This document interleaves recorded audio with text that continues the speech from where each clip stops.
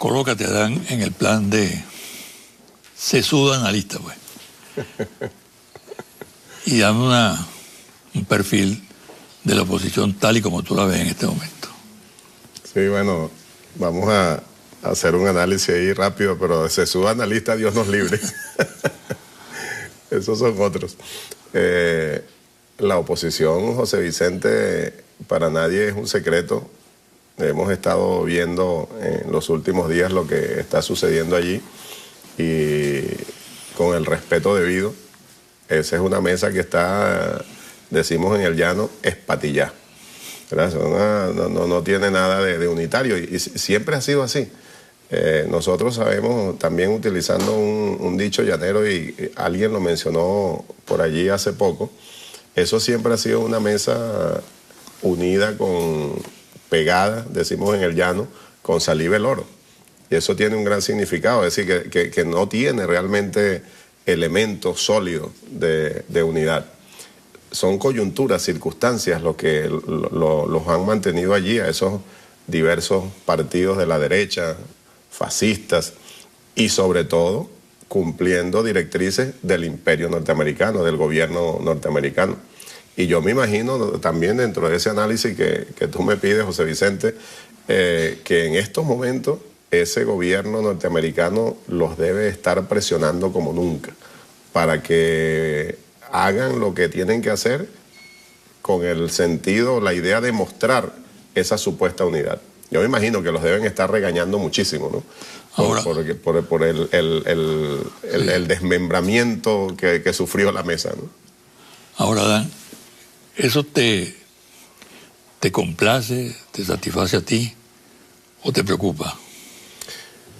Yo diría, José Vicente, que deberíamos preocuparnos, porque recordando a Chávez, el legado de Chávez, y yo siempre he compartido eso también, y yo siento que la mayoría de nuestros líderes y la mayoría del pueblo, nosotros seguimos implorando, porque es eso, que es implorando una oposición seria en el país. Ojalá que esta circunstancia que están viviendo ellos a lo interno sirva para eso, porque yo no tengo dudas, en la derecha venezolana existen personas honestas que creen en su modelo capitalista, que yo estoy seguro son sinceras, pues, comenzando con que son sinceras con sus creencias, ¿no? Y que deberían entonces, como son honestas, yo sigo creyendo que hay una parte de ellos que son así, deben apegarse a la Constitución y a las leyes.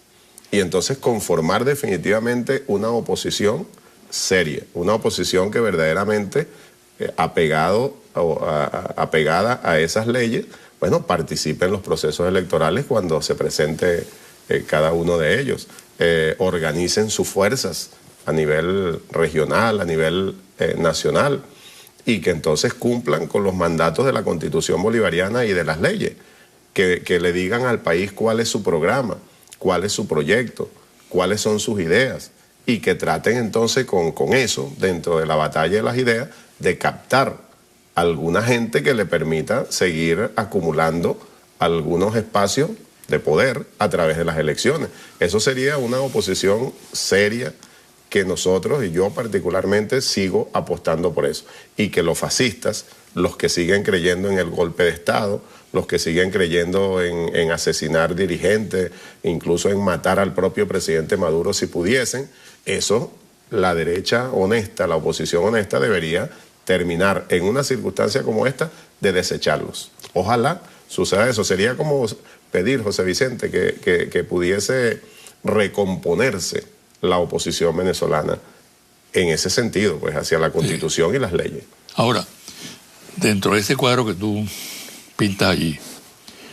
disculpa, porque ¿qué es lo preocupante? Que si eso no se da, entonces la oposición va a ser secuestrada, que yo estoy seguro que es una de las intenciones, porque hay gente dentro de ellos mismos que están propiciando esto que está sucediendo, para que entonces la ultraderecha más fascista sea la que tome la dirección de la oposición para seguir enfilando por ese camino que ya decía y que sabemos que es el que ellos quieren propiciar, el del golpe de Estado, el de los asesinatos, el de la violencia. Entonces eso es muy preocupante. Ojalá que no suceda.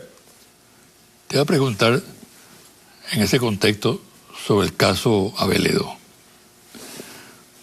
Aparece como una figura patética, ¿no? En este momento, objeto de muchas especulaciones, interpretaciones o actitudes de renunciados, etc. Me decía una persona que le mete al análisis político a fondo, ¿no? Me decía, mira, es que Aveledo se había hecho la ilusión de que realmente tenía un poder dentro de la MUD, dentro de la Mesa de la Unidad. Pero de golpe se dio cuenta que estaba sentado sobre un nido de serpientes. Y es la razón por la cual él reacciona y renuncia. Lo cual, este analista decía, es lamentable, y en esto coincide con tu análisis, porque Aveledo puede representar, a la luz de lo que está pasando, un factor de equilibrio. De equilibrio que condujera un poco en esa dirección a la oposición. Uh-huh. Entonces, esa figura de Aveledo hoy en día vale la pena considerarla y estudiarla, ¿no? Porque yo creo que sí, yo coincido de alguna manera con ese compañero que tú mencionas, que hace el análisis. Compañero secreto. Ajá, sí. Compañero de cómo porque tú intuyes quién es. ¿Cómo que se llamaba aquel que tú mencionabas siempre, que te daba los datos? Sí, Cicerón. Cicerón, un Cicerón, Cicerón 2, Cicerón 3. Yo creo que efectivamente la situación va por allí.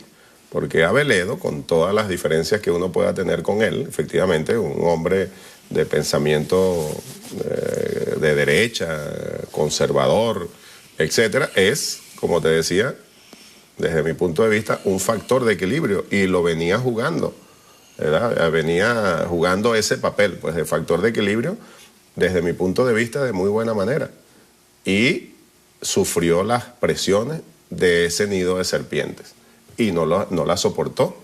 De alguna manera, uno puede pensar que Aveledo tomó una posición también honesta para no prestarse, porque si él no renuncia, lo más probable es que hubiese terminado prestándose a las intenciones de los fascistas. Lo hubiesen arrastrado hacia allá, a seguir entonces propiciando actos de violencia, a seguir asesinando gente, a, en definitiva, tratar de montar un golpe de Estado, de profundizar en ese golpe continuado y de ser posible, como decíamos, y que nosotros debemos seguir denunciando eso con mucha fuerza, aunque estos mismos sectores tratan de descalificarlo. Es así, es parte del plan de la derecha nacional e internacional. Si ellos pudiesen, asesinarían al presidente Maduro. La vanguardia revolucionaria, el pueblo organizado, no ha permitido ni va a permitir eso, porque eso los ha frenado precisamente la voluntad, la fortaleza del pueblo chavista, del pueblo que está dispuesto a defender este proceso. El imperio, que es una realidad, aunque algunos dicen que no. El imperio existe, hay una buena publicidad por allí, un buen video. Bueno, está al acecho. Sí. Al acecho de Venezuela. Nos está cazando. Así es. Eso es indudable. Y está montando provocaciones. Una de ellas, creo yo, fue la detención del general Carvajal. Y está montando otras, como lo está haciendo en buena parte del mundo. ¿Tú crees que hay capacidad suficiente ya, comprensión suficiente de los riesgos por los cuales atraviesa el país? Del pueblo en general, dices tú. Sí, del gobierno en primer término. Del gobierno, sí. ¿No? Y luego del pueblo chavista y del pueblo no chavista, porque este es un problema de la nación. De todos, exacto. Yo creo que sí, y precisamente lo hemos estado demostrando.